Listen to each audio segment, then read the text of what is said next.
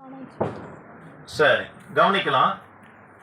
கிறிஸ்து தீபாவளி பண்டிகை கொண்டாடலாமா, கொண்டாடக்கூடாதா?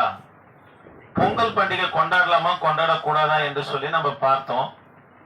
அது நம்முடைய பண்டிகைல, தமிழருடைய பண்டிகைல கானானுடைய பண்டிகை என்று சொல்லி வேத வசனங்கள் வாயிலாக கடந்த நாட்களை நம்ம அறிந்து கொண்டோம்.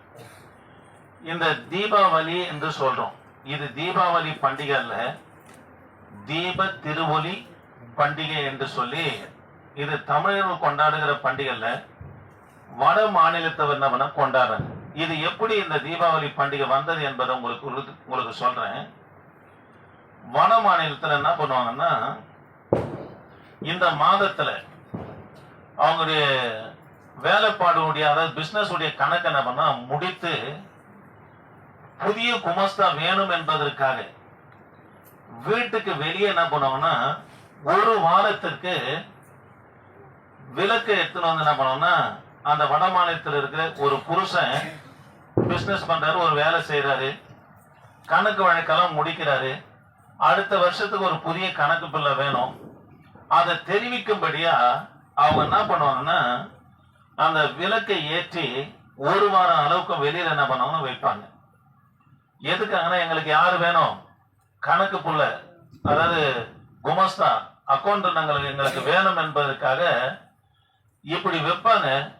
அந்த கணக்கு வழக்கெல்லாம் முடித்த உடனே அவங்க வெடிகளை வைத்து நம்ம கொண்டாடும்படியாக செய்யப்பட்ட ஒரு பண்டிகை தான் இந்த தீப திருவொலி பண்டிகை.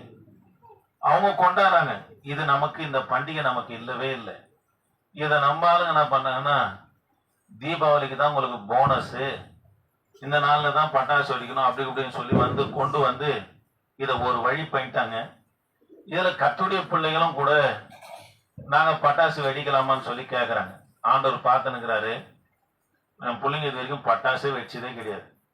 குழந்தைல இருந்து 21 வயசு 20 வயசு ஆகுது, இது வரைக்கும் வெடிச்சதே கிடையாது. அழுவாங்க, வீட்டை லாக் பண்ணிட்டு போயிடுவேன்.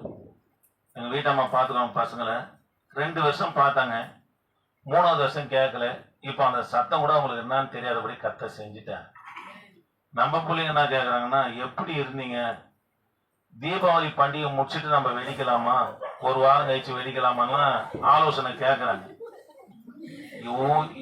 இன்னொரு சிலர் என்ன பண்றாங்கன்னா, கிறிஸ்துமஸுக்கு வெடி வெடிக்கிறாங்க, சபைக்கு வெளியே வெடி வெடிக்கிறாங்க, நியூ இயர் பண்டிகைக்கு வெடி வெடிக்கிறாங்க.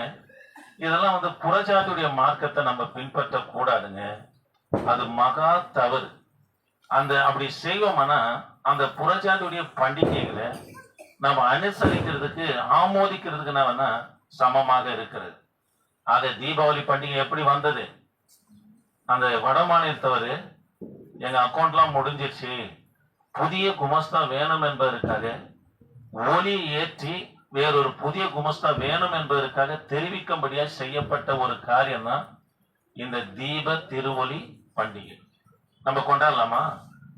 கர்த்தருடைய பிள்ளைங்க கொண்டாடக்கூடாது. அல்லேலூயா, அல்லேலூயா. சரி, கர்த்தர் உங்களை ஆசீர்வதிப்பாராக. நம்ம செய்தியை பார்க்கலாம்.